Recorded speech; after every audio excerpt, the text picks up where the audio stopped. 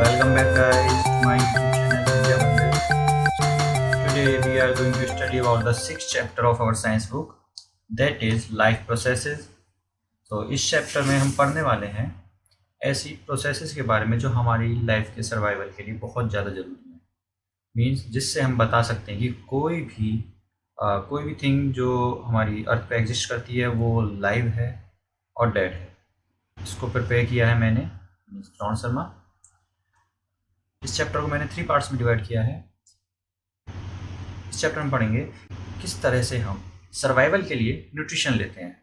So this is the first part of the series of this chapter. तो देर नहीं करते हुए आगे चलते हैं। सो फर्स्ट टॉपिक है लाइफ प्रोसेसेस। तो व्हाट इज़ लाइफ प्रोसेसेस? तो सारी वो प्रोसेसेस जो एक साथ मिलकर किसी भी लिविंग ऑर्गेनिज्म को अलाइव बनाती हैं, जिंदा बनाती हैं और हमारी बॉडी को मेंटेन करने के लिए बहुत सारी तरह की प्रोसेसेस परफॉर्म करती हैं, बहुत सारी तरह की जॉब्स परफॉर्म करती हैं, जिससे हमारी बॉडी की एक स्पेशल कैरेक्टरिस्टिक निकल के आती है कि हम अलाइव हैं। तो इन सारी प्रोसेसेस को बोलते हैं लाइफ प्रोसेसेस। तो इसमें से जो मेन प्रोसेसेस हैं उसको हम देख लेते हैं। पहली प्रोसेस होगी आपकी न्यूट्रिशन। मीन्स न्यूट्रिशन जैसे आप पिक्चर में देख, स्क्रीन पर जो पिक्चर है उस पर देख रहे होंगे कि न्यूट्रिशन मीन कि हम क्या खाते हैं, उससे हमें कैसी एनर्जी मिलती है, that is nutrition. The second is respiration. Means जो हम ब्रेथिंग करते हैं, ब्रेथिंग से जो हमें एनर्जी मिलती है। मीन्स आप सब अर्लियर क्लासेस में पढ़ चुके हैं कि हम ऑक्सीजन लेते हैं, ऑक्सीजन हमें एनर्जी देती है, तो वो किस तरीके से हमें एनर्जी देती है इस बारे में हम पढ़ेंगे। नेक्स्ट इज ट्रांसपोर्टेशन, इसको भी हम आगे आने वाली वीडियोज़ में पढ़ेंगे। And fourth is excretion. तो इन 4 प्रोसेसेस के बारे में इस चैप्टर में पढ़ेंगे, लेकिन फर्स्ट पार्ट है ये इस वीडियो का, तो इस वीडियो में हम केवल न्यूट्रिशन के बारे में ही पढ़ेंगे। अदर प्रोसेसेस हैं ग्रोथ, कि हम समय के साथ ग्रो करते रहते हैं। प्लांट्स भी होल लाइफ ग्रोथ करते हैं। ह्यूमंस का ग्रोथ करने का एक लेवल होता है, एक एज तक वो ग्रोथ करते हैं, फिर उसके बाद उनकी ग्रोथ रुक जाती है। नेक्स्ट है मूवमेंट, ऐसी प्रोसेस जो किसी भी थिंग को लिविंग बनाती है। And the last is reproduction, that is the most important life process of any living organism. So guys अब आगे चलते हैं, पढ़ लेते हैं कि व्हाट इज न्यूट्रिशन। न्यूट्रिशन एक प्रोसेस है फूड को इनटेक करने की और उस फूड को यूटिलाइज करके बॉडी को बिल्ड करने की, जिससे हमारी बॉडी ग्रोथ कर सके, जो हमारी बॉडी के अंदर इंटरनल पार्ट्स डैमेज हो गए हैं उनको रिपेयर किया जा सके, और जो हमारी अदर प्रोसेसेस हैं उनके लिए हमें एनर्जी मिल सके। उसके लिए हम फूड इनटेक करते हैं। मेनली जो हम न्यूट्रिशन में लेते हैं, तो आउटसाइड जितना भी मटेरियल हम इनटेक करते हैं उसमें मेन कंपोनेंट होते हैं हमारे carbon molecules, water and air. Either it is plant or animal. For both carbon molecules, water and air are the common raw material for the nutrition. तो न्यूट्रिशन के types पढ़ते हैं। There are 2 types of nutrition. The first is autotrophic nutrition, means such type of nutrition in which organism prepare their own food by themselves, and the other is heterotrophic nutrition. Heterotrophic nutrition means in which an organism depend on another organism for their food, for their nutrition, that is heterotrophic nutrition. So heterotrophic nutrition is also further divided into 3 parts. First is saprophytic nutrition, which is taken from the dead and decaying matters. Next है parasitic nutrition, means such type of nutrition in which organism lives on another organism. And the third type of heterotrophic nutrition is holozoic nutrition. This is the type of nutrition that occurs in the life of humans, means हमारी life में जो nutrition होता है वो है हॉलोजोइक nutrition. सो आगे चलते हैं, पढ़ लेते हैं कि ऑटोट्रॉफिक न्यूट्रिशन क्या है। कि एक ऐसा न्यूट्रिशन जिसमें ऑर्गेनिज्म अपना खाना बनाता है छोटे छोटे और इनऑर्गेनिक सब्सटेंसेस से, जैसे कार्बन डाइऑक्साइड और वाटर, और वो organic substance in the presence of sunlight and chlorophyll अपना फूड सिंथेसाइज करवा देते हैं। एग्जाम्पल के लिए सारे green plants, algae and some bacteria, all of them are autotrophs. The heterotrophic nutrition, that means ये एक ऐसा न्यूट्रिशन है जिसमें ऑर्गेनिज्म अपना फूड डायरेक्टली या इनडायरेक्टली किसी ना किसी तरीके से प्लांट्स से लेता है। मीन्स प्लांट्स तो अपना फूड अपने आप प्रिपेयर करते हैं। बट कुछ ऐसे ऑर्गेनिज्म हैं जो प्लांट को टेकन अप करके, प्लांट्स को खाकर अपना न्यूट्रिशन लेते हैं। उसमें सबसे पहले हम खुद आ जाते हैं, all animals, that is humans also, the fungi and some other bacterias. So आओ गाइज, हमें 2 टाइप्स के न्यूट्रिशन पता चल गए हैं। सो गाइज अब आगे चलते हैं। First topic is saprotrophic nutrition. एक ऐसा न्यूट्रिशन जिसमें कोई भी ऑर्गेनिज्म अपना फूड लेता है एक डेड या डिकेइंग ऑर्गेनिज्म से, मतलब एक मरे हुए ऑर्गेनिज्म से जो अब लिविंग नहीं है, जो पहले कभी लिविंग रहा होगा बट अब डेड हो चुका है, या फिर वो बिल्कुल डिके हो रहा है यानी सड़ रहा है। इस तरह के ऑर्गेनिज्म से जो न्यूट्रिशन लिया जाता है, उस तरह का न्यूट्रिशन सेप्रोट्रॉफिक न्यूट्रिशन होता है। एग्जाम्पल के लिए आपका हो जाता है यीस्ट, ब्रेड मोल्ड मीन्स जो ब्रेड को जब हम थोड़ा सा गीला करके थोड़े टाइम के लिए ओपन स्पेस में रख दें, तो जो एयर के एक्सपोजर में आके वो ब्रेड अपने ऊपर थोड़ा सा आपने देखा होगा ग्रीन वाइट कलर का कुछ बन जाता है उसके ऊपर, वो होता है ब्रेड मोल्ड। मीन्स वो भी एक फंगी है, वो भी एक तरह का सेप्रोट्रॉफिक न्यूट्रिशन है। जो हमारे मशरूम्स होते हैं, जो आप शायद बहुत डिलीशियसली समझ के उसको खाते हो, तो एक्चुअल में जो मशरूम्स हैं उनका जो न्यूट्रिशन होता है वो सेप्रोट्रॉफिक होता है। And the last example is some bacteria, they are also saprotrophs. So guys आगे चलते हैं। नेक्स्ट टॉपिक है हमारा पैरासिटिक न्यूट्रिशन। जैसा इसे नाम से ही पता चल रहा है, पैरासाइट मीन्स एक ऑर्गेनिज्म जो जिंदा है किसी दूसरे ऑर्गेनिज्म के ऊपर। एक ऐसा न्यूट्रिशन जिसमें ऑर्गेनिज्म अपना फूड लेता है किसी भी लिविंग ऑर्गेनिज्म से बिना उसको मारे। गाइस अभी हमने पढ़ा था सेप्रोट्रॉफिक न्यूट्रिशन में डेड और डिकेइंग मैटर से न्यूट्रिशन मिल रहा था किसी भी ऑर्गेनिज्म को, बट पैरासिटिक न्यूट्रिशन में फूड मिलता है एक लिविंग ऑर्गेनिज्म से। एग्जाम्पल के लिए बहुत कॉमन एग्जाम्पल है केस्क्यूटा, जिसको हम हिंदी में अमर बेल कहते हैं। ये एक बेल की तरह होती है जो प्लांट्स पे चढ़ जाती है और उस प्लांट को या ट्री को येलो कर देती है, उसका सारा न्यूट्रिशन ले लेती है, that is cuscuta. Other is leech and the next is lice. Next is ticks. कभी कभी खटमल जैसा कुछ महसूस किया होगा, तो वो होते हैं आपके पैरासिटिक न्यूट्रिशन वाले ऑर्गेनिज्म। नेक्स्ट है orchids, roundworms, tapeworms and plasmodium. These all are the examples of parasitic nutrition. So guys अब आगे चलते हैं। नेक्स्ट है holozoic nutrition. Holozoic nutrition means एक ऐसा न्यूट्रिशन जिसमें ऑर्गेनिज्म लेता है अपना खाना डायरेक्टली और उसको फिर डाइजेस्ट करके एब्जॉर्ब कर लेता है, that is called holozoic nutrition. Example के लिए अमीबा अपना खाना लेती है, उसको डाइजेस्ट करती है, डाइजेस्ट करने के बाद उसको बचे हुए वेस्ट को बाहर छोड़ देती है। नेक्स्ट है ह्यूमन बींग्स भी अपना खाना डायरेक्टली बाहर से इनटेक करते हैं, उसको डाइजेस्ट करते हैं और एंड वेस्ट फॉर्म में थोड़ा सा फीसेस बाहर निकाल देते हैं। ऐसे ही पैरामीशियम है जो न्यूट्रिशन होलोजोइक करती है, एंड फिशेज भी होलोजोइक न्यूट्रिशन में रहती हैं, and birds, and these also depends on the holozoic nutrition. So guys अब हम आगे चलते हैं। अब बात कर लेते हैं न्यूट्रिशन इन प्लांट्स। तो हम जानते हैं न्यूट्रिशन इन प्लांट्स जो होता है वो ऑटोट्रॉफिक न्यूट्रिशन होता है।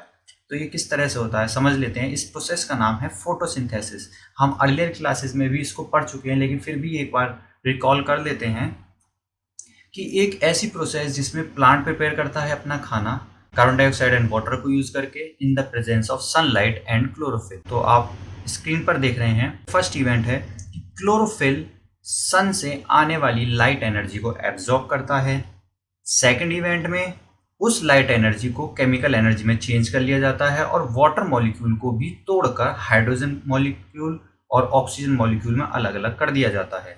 एंड थर्ड इवेंट है कार्बन डाइऑक्साइड को हाइड्रोजन से फ्यूज कराकर हम कार्बोहाइड्रेट्स बना लेते हैं। मींस फोटोसिंथेसिस में 3 प्रोसेस मेनली काम करती हैं। पहले सन की लाइट को एब्जॉर्ब करना, फिर उस सनलाइट को केमिकल एनर्जी में चेंज कर देना, फिर उस केमिकल एनर्जी का यूज करके कार्बन डाइऑक्साइड से कार्बोहाइड्रेट्स बना लेना। सो गाइज अब हम इसकी रिएक्शन देख लेते हैं कि जब कार्बन डाइऑक्साइड रिएक्ट करता है वाटर के साथ इन the presence of sunlight on the chlorophyll which is present on the leaves, it gives us glucose, that is C6H12O6 with oxygen and water and also some amount of energy which is essential in the process of photosynthesis. So guys, अब हम आगे चलते हैं, पढ़ लेते हैं कि ये क्लोरोफिल क्या होता है। तो क्लोरोफिल जो होते हैं वो ग्रीन कलर के पिगमेंट होते हैं लीव्स के अंदर। आपने देखा होगी लीव्स का कलर जो ग्रीन होता है वो एक्चुअल में सेल के अंदर क्लोरोप्लास्ट की वजह से होता है, और वो क्लोरोप्लास्ट के अंदर ही एक ग्रीन कलर का पिगमेंट होता है जिसको कहते हैं क्लोरोफिल। जब हम एक लीव को माइक्रोस्कोप से ऑब्जर्व करते हैं तो हम देखते हैं कि बहुत सारी सेल्स हैं उसमें, उन सेल्स के अंदर ग्रीन डॉट जैसे स्ट्रक्चर्स होते हैं। इन ग्रीन डॉट्स को हम कहते हैं क्लोरोप्लास्ट, और इन क्लोरोप्लास्ट के अंदर ही होता है आपका क्लोरोफिल। आप स्क्रीन पर इमेज देख सकते हैं कि हमने एक बहुत छोटे से क्रॉस सेक्शन को जूम करके देखा है माइक्रोस्कोप से। वहाँ पर क्लोरोप्लास्ट के बहुत सारे सर्कुलर शेप में डॉट्स हैं, उन डॉट्स का कलर जो है वो ग्रीन है, तो वो green colour due to the chlorophyll, तो वो ग्रीन कलर क्लोरोफिल की वजह से है। सो गाइस, हम आगे अगर देखना चाहें इसकी पिक्चर को थोड़ा डिटेल में देखें तो आप अपनी स्क्रीन पर देख रहे हैं कि ये जो ग्रीन कलर के डॉट्स हैं, जो ग्रीन कलर की छोटी छोटी बॉल्स हैं, these balls are the chlorophyll. So guys, आप समझ चुके होंगे कि क्लोरोफिल क्या है। आगे हम चलते हैं, बात कर लेते हैं अब स्टोमेटा की। स्टोमेटा बहुत छोटे छोटी ओपनिंग्स होती हैं जिसके थ्रू गैसेस एक्सचेंज होता है। मीन्स हम जानते हैं प्लांट्स कार्बन डाइऑक्साइड को एब्जॉर्ब करता है एंड ऑक्सीजन को रिलीज कर देता है। दैट मीन्स ये ऑक्सीजन का रिलीज होना एंड कार्बन डाइऑक्साइड का एब्जॉर्ब होना, ये सारा प्रोसेस स्टोमेटा से होता है। तो स्टोमेटा आप स्क्रीन पर देख सकते हैं जिसमें ग्रीन कलर क्लोरोप्लास्ट स्टोमेटा की बाहर वॉल पे होता है। ये स्टोमेटा की एक गार्ड सेल्स होती हैं। जब गार्ड सेल्स के अंदर वाटर भर जाता है तो वो स्वेल अप हो जाती हैं, और स्वेल अप होने के बाद वो पोर्स खुल जाते हैं।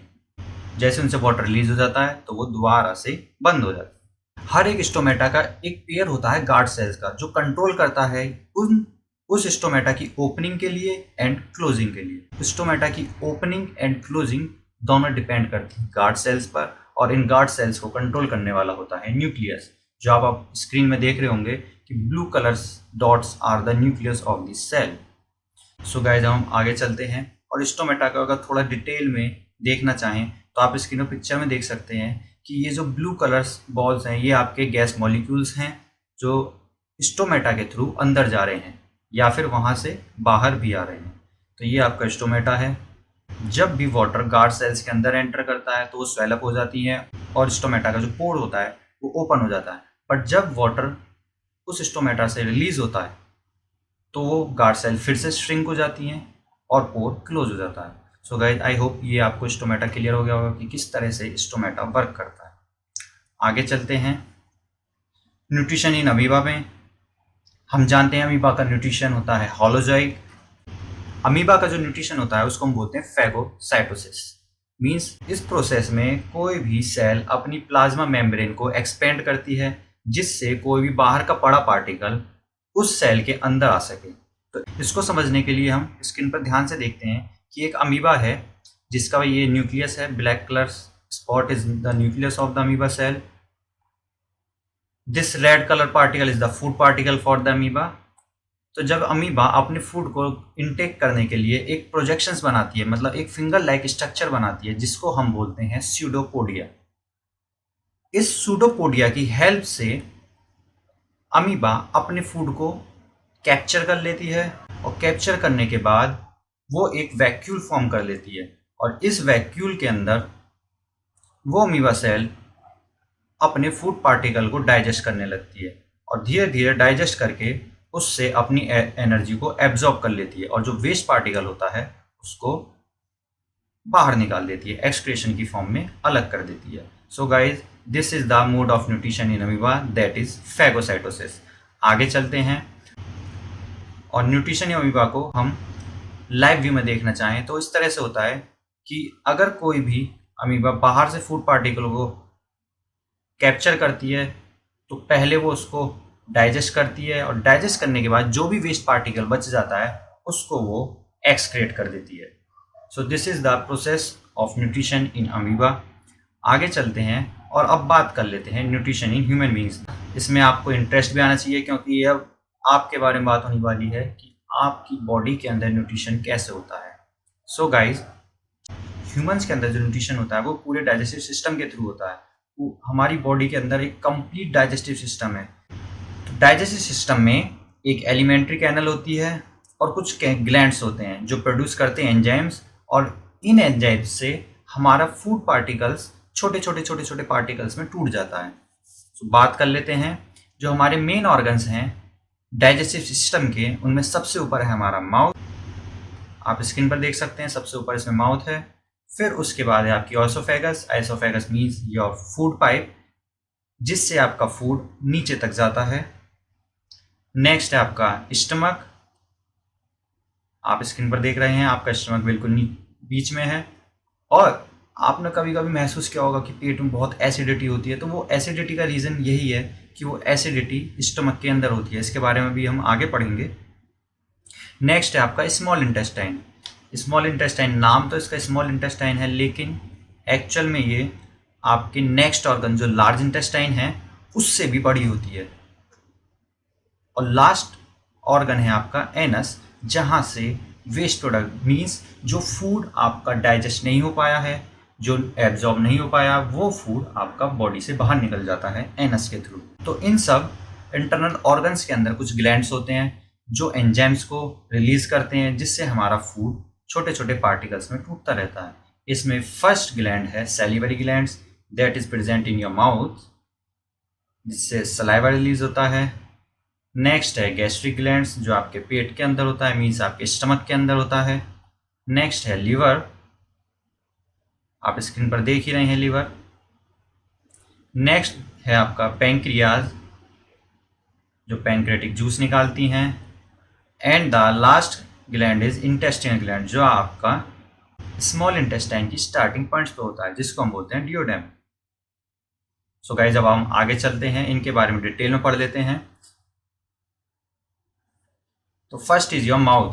तो माउथ में फूड ब्रेक हो जाता है छोटे छोटे पार्टिकल्स में टीथ की हेल्प से। जब हम उसको फूड को च्यू करते हैं, after chewing the food, food is converted into smaller particles and these particles are mixed up with saliva, और ये सलाइवा salivary gland से रिलीज होता है। सलाइवा कंटेन करता है एक एंजाइम जिसका नाम है सैलिवरी एमाइलेज, जो कन्वर्ट कर देता है स्टार्च को शुगर में। और फिर इसके बाद ये फूड ऑइसोफेगस से होता हुआ हमारे स्टमक के अंदर चला जाता है। तो आप स्क्रीन में देख रहे हैं कि माउथ से फूड ऑइसोफेगस में जाता है, और ऑइसोफेगस में जाने से पहले वो सैलिवरी ग्लैंड से सलाइवा में मिक्स हो जाता है। सो गाइस, जब हम आगे चलते हैं बात कर लेते हैं स्टमक की। तो this is your stomach and these are gastric glands. तो स्टमक के अंदर गैस्ट्रिक ग्लैंड होता है जो गैस्ट्रिक जूसेस को रिलीज करते हैं, और इन गैस्ट्रिक जूस में कुछ एंजाइम्स होते हैं, जिसमें फर्स्ट है आपका पेप्सिन, सेकंड है hydrochloric acid, and third is mucus. Pepsin enzyme का फंक्शन है प्रोटीन्स को ब्रेक कर देना।